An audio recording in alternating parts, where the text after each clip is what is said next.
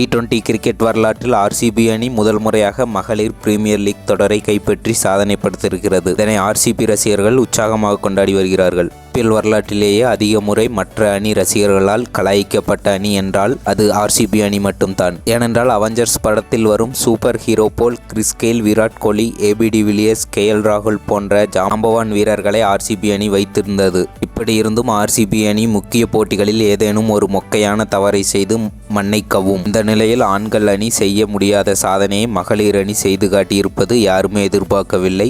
ஆண்களுக்கு கொஞ்சமும் சளைத்தவர்கள் அல்ல மகளிர்கள் என்பதை நிரூபிக்கும் விதமாக 17 ஆண்டுகால போராட்டத்திற்கு பிறகு மகளிர் அணி மூலம் ஆர்சிபி அணிக்கு கோப்பை கிடைத்திருக்கிறது. ஆர்சிபி கேப்டன் ஸ்மிருதி மந்தனா கூறியதாவது: நான் எனது அணி வீராங்கனைகளை நினைத்து பெருமை கொள்கிறேன்.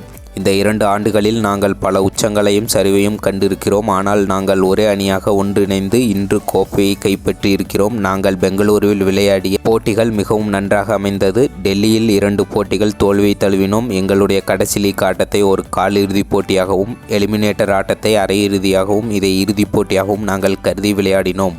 இது போன்ற தொடர்களில் நீங்கள் சரியான நேரத்தில் ஒன்றிணைந்து விளையாட வேண்டும். கடந்த ஆண்டு ஆர்சிபி அணியின் கேப்டனாகவும் ஒரு வீராங்கனையாகவும் நிறைய பாடங்களை நான் கற்றுக்கொண்டேன். எங்கள் அணி நிர்வாகம் எப்போதுமே எனக்கு துணையாக இருந்திருக்கிறது. அதற்காக நான் அவர்களை பாராட்டுகிறேன். இந்த கோப்பை தற்போது அவர்களுக்கு நாங்கள் கொடுத்திருப்பதை நினைத்து பெருமை கொள்கின்றேன்.